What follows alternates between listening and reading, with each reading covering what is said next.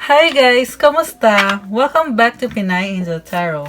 So this reading is a love message for no specific sign. This is for anyone na makaka-resonate sa reading na to. So this is a general reading, kaya maaring mag-resonate sa'yo, maaring ding hindi. I-take nyo lang kung ano yung nag-resonate, hayaan nyo na yung hindi. And also, this is a timeless reading, so anytime na mapanood mo to is the right time for you para sa message dito. Okay. So, kamusta naman kayo dyan? Okay, so ang first card natin is Forget-Me-Nots. Eternal memories. The best things in life are the people you've loved, the places you've seen, and the memories you've made along the way. Unknown. Wow! Eternal memories. So, nakita ko na may mga memories kayo or naaalala nyo yung isang person na nasa past nyo. Naaalala nyo yung memories nyo. And for some naman, maaaring may person from the past na babalik siya sa buhay mo or magpaparamdam siya sa'yo. Okay? Or maaaring nasa point ka ngayon ng relationship or love connection mo na naaalala mo yung mga pinagdaanan nyo ng person mo at very memorable at special yun para sa'yo. The people you love, the places you've seen, and the memories you've made along the way. And then, wow, Knight of Cups. I can see romance dito sa energy natin.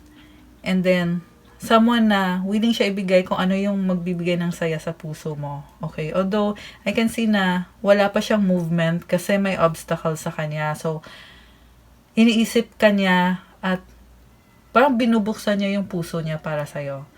Okay? Yeah, tingnan natin. And then, wow, leap of faith. Archangel Metatron. Believe in yourself, listen to your heart, do what gives you joy.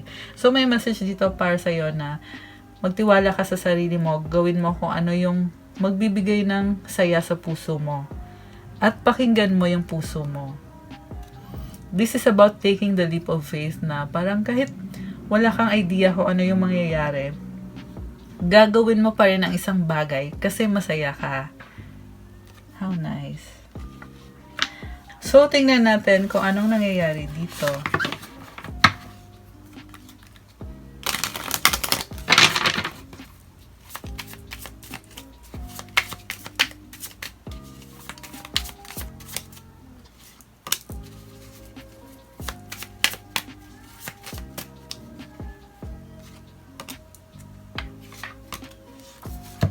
Okay, yung first card natin, oh my gosh, Seven of Swords. So, I can see na the way na i-handle mo yung isang situation is parang ayaw mo malaman ng person mo. May mga tinatago ka sa kanya. Okay? For some naman, parang gusto nyo lang na kayo mismo yung mag-handle ng situation. Okay? Hindi ko naman nakikita na this is cheating or anything negative. Hindi naman ganun yung nakikita ko. Kasi yung overall energy natin is Knight of Cups eh. So, you are very romantic. So, I feel like yung first card natin, it shows na parang gumagawa ka ng paraan para maging okay ulit itong love connection ninyo. And then, Three of Wands. Yeah, meron niyang something wrong kasi kasi parang hindi open yung communication eh. Kasi swords is about thinking. So, nasa isip mo to. So, ibig sabihin parang hindi nyo openly pinag-uusapan ng person mo. And Three of Wands, parang kulang sa balance. Okay? Kasi number 3, it's an odd number, diba? So, may sort of conflict talaga dito. Okay? And then, the moon. Oh, so you are very emotional and I can see na yeah, ginagamit mo nga yung intuition mo. Yeah, very emotional ka nga ngayon. Feel like you have to take it easy. Okay. So, tingnan natin kung anong nangyayari dito. So, bakit emotional si ate or si kuya? Queen of Pentacles. So, inuuna mo yung sarili mo sa ngayon. Parang feeling mo na kailangan maging okay ka muna bago ka mag-effort para sa ibang tao or sa mga tao sa paligid mo or sa mga mahal mo. Okay. And nakikita ko naman na you are a very nurturing person. Pero sa ngayon, mukhang inuuna mo yung self mo, yung sarili mo. The Hierophant. So, may responsibility ka dito. So, maaring sa family, maaring din sa work na kailangan mong sumunod. Okay. So, bakit emotional? Knight of Pentacles, Seven of Cups. Oops. Okay, wait lang. Five of Wands and the Knight of Cups. Okay, so, iniisip mo na kung anong pupuntahan ng love connection na to. Hindi ka pa makagalaw kasi nakatingin ka sa mga options mo. Okay, so, parang gusto mo ng steady na progress. I feel like, kahit may conflict dito or may misunderstanding dito, gusto mo na tuloy-tuloy yung connection na to. Okay? Kasi Knight of Pentacles, something long-term yung binibuild mo dito or tinatanim mo dito, and iniisip mo na kung ano yung mga possibilities dito, or maaring nag-iisip ka ng paraan kung ano yung gagawin mo para mag-last itong connection na to. And then, okay, may conflict dito, Five of Wands and the Knight of Cups. So, I can see na magkakaiba kayo ng gusto ng person na to. Okay? Or maaring may iba pang person na involved. So, maaring family nyo or work nyo or ibang person or mga anak nyo if meron. Okay? And then, the way na tingnan mo yung conflict is parang binubuksan mo yung puso mo, Knight of Cups. Gusto mo maayos kung ano man itong conflict ninyo na china-challenge ka Okay? Nacha-challenge ka ng conflict na to. Okay?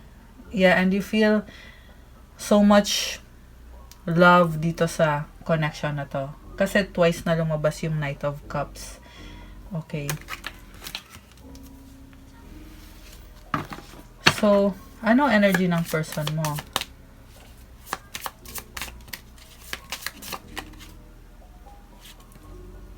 Ten of Cups. The Fool. Oh. So, itong person mo, this person is full of love and also taking the leap of faith. Okay, nakita ko na bago itong cycle sa person mo. Actually, positive naman yung energy ng person mo. Although may conflict dito, di ba? Excuse me.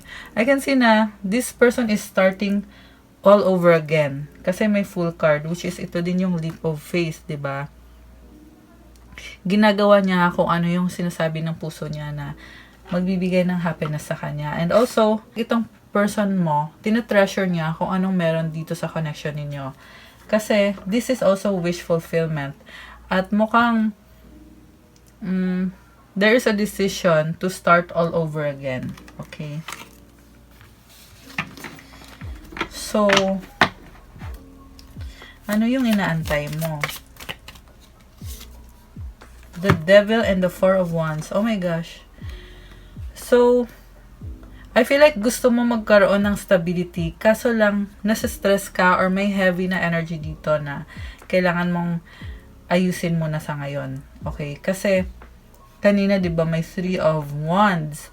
Tapos ngayon, 4 of Wands. So, gusto mo talagang ma-reach yung level na yon na magkaroon ng higher level of commitment, or for some, gusto nyo ng wedding. Okay? Pero bago nyo matupad yon, may kailangan mo na kayong ayusin na medyo mahirap para sa inyo or mabigat para sa inyo. Okay? So far, ang nakikita kong energies dito is merong Cancer, merong Pisces, and then water sign, Cancer, Pisces, Scorpio.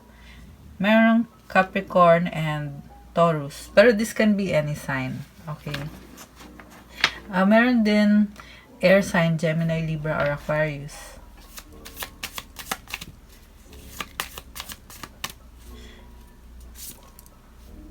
Okay, so sa ngayon, parang you reach a certain point sa relasyon mo na parang may mga realizations ka na mga bagay na hindi na nag-workout para sa'yo and you want something better. Okay, yan yung 8 of Cups.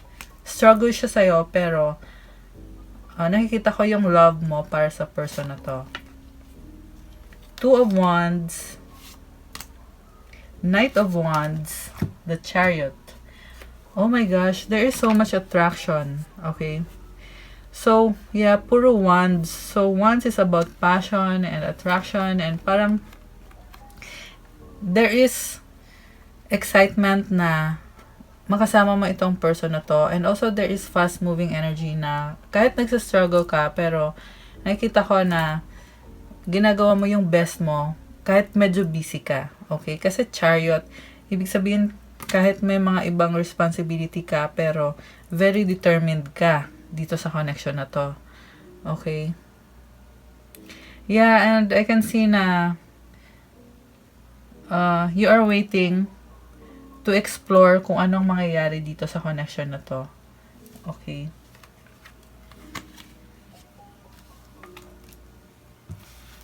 So, ano yung action na yon? Yung chariot. Okay. So, you got the lovers, 6 of pentacles. Okay, so, ito pa. 10 of swords. So, this is a karmic connection. Kumbaga parang itong person to, parang pinili mo talaga siya. Okay? And there is give and take. 6 of Pentacles.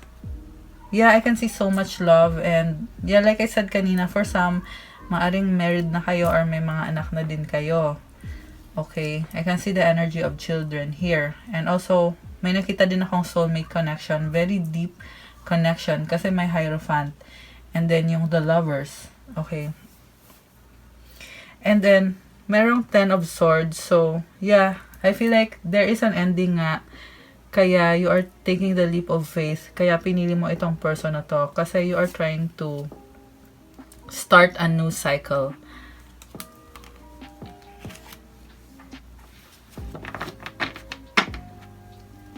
So, anong mutual energies ninyo?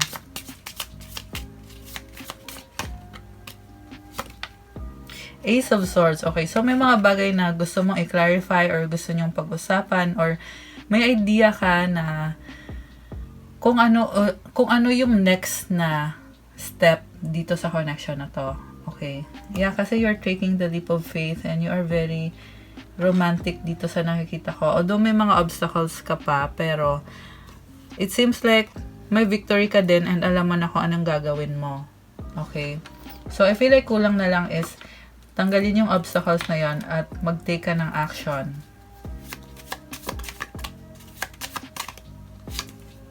Oh, wow. So, Ace of Swords clarified by the Ace of Cups. So, yeah, yun na nga. Parang gusto mo i-clarify kung ano man yung naging conflict dito. Tapos, gusto mo ng bagong emotional na beginning. So, yeah, I can see na very positive ng emotions na lumabas dito. Okay? Or, mangyayari pa lang. Kasi, I feel like, gagawin nyo pa lang yung leap of faith na to. Okay? Although for some, maaring ginagawa nyo na ngayon. Okay? For some naman, mangyayari pa lang na magte-take ka ng action at magbibigay sa'yo yon ng positive na emotions na bago.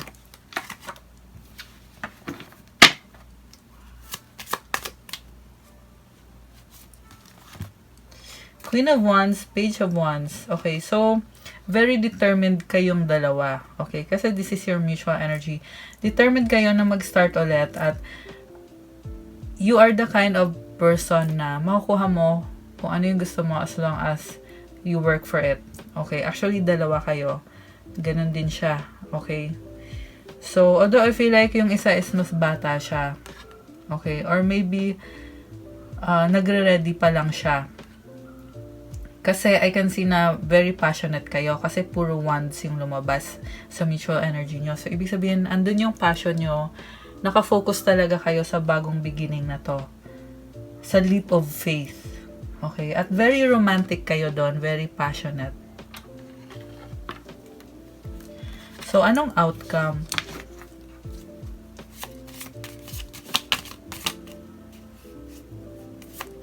Anong outcome? Okay. 5 of Swords. Oh. Queen of Swords. Okay, so, yeah, kahit hindi kayo 100% nag-agree, ito pa, kahit hindi kayo 100% nag-agree, pero, gusto nyo gawin kung ano yung sa tingin nyo is tama. Okay? Kaya lang medyo, nakikita ko na medyo malamig kayo. Parang hindi nyo masyado pinapakita sa person nyo yung totoong nararamdaman nyo. So, siguro, lagyan nyo ng konting emosyon. Kasi, yung outcome dito is very logical kayo eh. So, although tinatry nyo na magkaroon ng solution yung conflict ninyo or yung disagreement ninyo, pero the way na gawin nyo yun is medyo kulang sa emosyon. Okay? Yeah, although I know na meron talagang love dito kasi nga twice lumabas yung Knight of Cups. Okay, so siguro be honest with what you feel and take the leap of faith. Believe in yourself, listen to your heart, do what gives you joy. Okay. Yeah, I see na kahit na meron kang toxic na conflict, kasi may the devil kanina, diba, yung sa conflict dito. Kahit nga heavy yung conflict dito, pero you are still taking the leap of faith, and I can see na iniisip mo pa yung mga memories ninyo ng person na to. Okay? At very special sa'yo yon, eternal memories. Yeah, very special sa'yo ng memories ninyo ng person na to. And also, you get here the World card and the Hangman. Wow! So, the World card is about ending of a cycle, lessons learned, okay? And after ng ending na yon, magsa-start ulit, okay? And sa bagong start, nakikita ko na magbabago kayo ng isip with this Hangman. So, kumbaga, kung ano yung tingin nyo dati sa sitwasyon, magbabago siya. And I feel like yung pagbabago na yon is something for the better na fina-follow nyo yung sinasabi ng puso nyo. You are taking the leap of faith and you are also opening up your heart. Okay, how nice naman. Ang sweet, no? Yeah, the best things in life are the people you've loved, the places you've seen, and the memories you've made along the way. Unknown. How nice. Okay, so now, i-clarify natin yung Knight of Cups, tapos kuha tayo ng cards from the universe.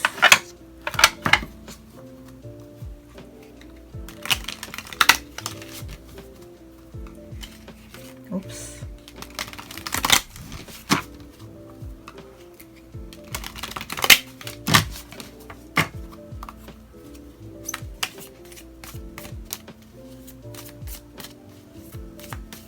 Oops. Wow, masyadong marami. Okay, okay na yan. Okay, tapos kuha na din ako ng advice.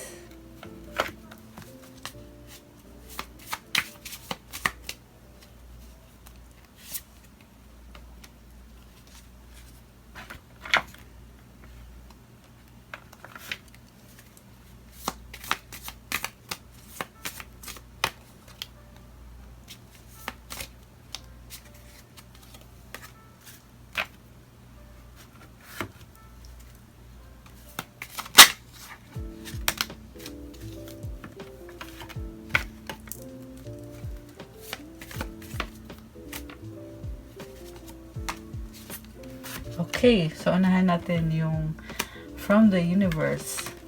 I mean, yung ano pala, yung yung clarification ng Knight of Cups.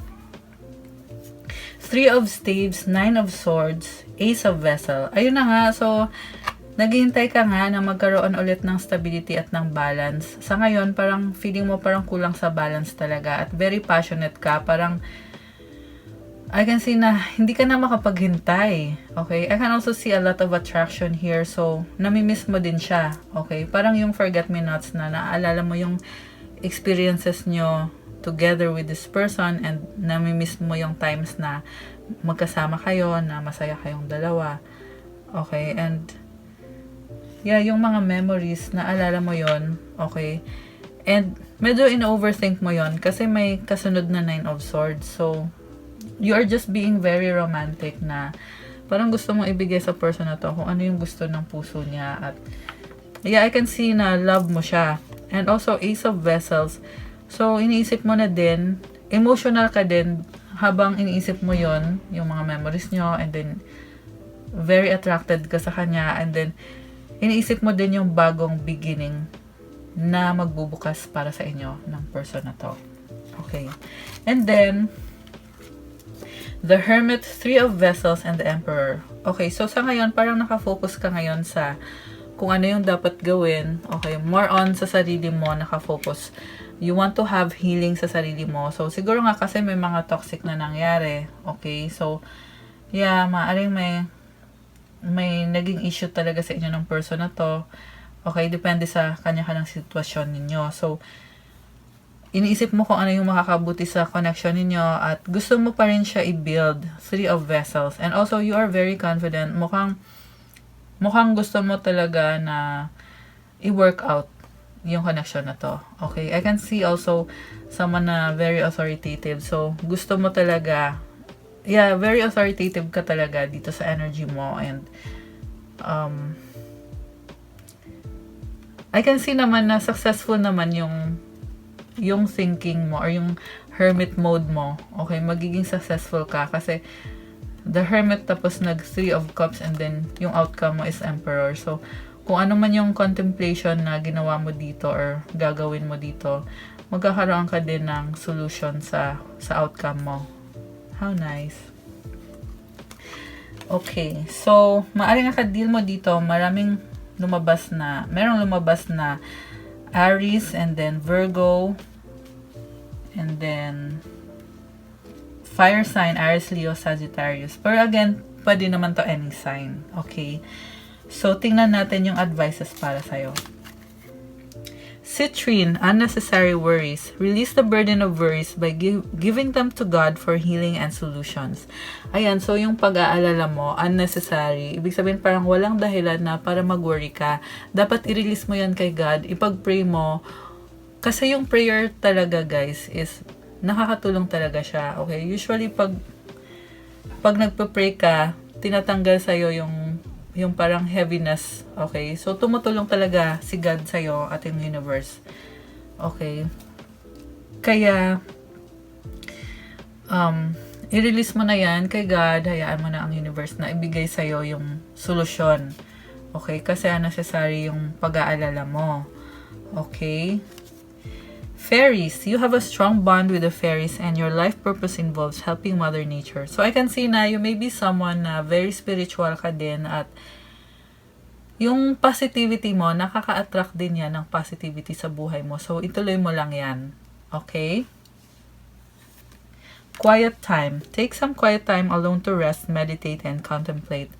Yeah, so kung kailangan mo ng quiet time, go lang. Okay? Parang yung The Hermit kanina. Okay? So, yung time alone mo para mag-meditate at para mag-isip, magbibigay yan ng healing sa'yo. Okay, gagaan yung pakiramdam mo at magbibigay ng solutions para sa'yo. Okay? And lastly, when I accept the love of the universe as my primary teacher, I will always be guided back to the light. So, pag tinanggap mo yung love at gawin mong guide mo yon or teacher mo yon sa mga decisions mo sa buhay mo, iga-guide ka palagi to the light. Ibig sabihin, magkakaroon ka ng solusyon sa mga iniisip mong situation. Okay? Sa situation mo or sa love connection mo. So, isipin mo palagi yung love. Okay? At tanggapin mo yung love na binibigay ng universe sa'yo at gamitin mo yon as your guide. Okay? Para ma-attract mo din yon sa buhay mo. Okay? How nice, right? And also remember, yung message mo dito na believe in yourself, listen to your heart, do what gives you joy. Yeah. So, take the leap of faith. How nice. Okay. Alright guys, so that's what I got for you for our love message for today. Thank you for watching. Please don't forget to like, comment, and subscribe. Yeah, please subscribe po guys kasi big help po yun sa channel. Okay guys, thank you so much sa mga nag-subscribe po. And, also, for those na who want a private reading, just message me sa Facebook page ko, Pinay Angel Tarot. Okay? And, schedule natin yung private reading. Okay, guys? So, thank you again so much for watching. Ingat po kayo. God bless you all and have a good day. Bye!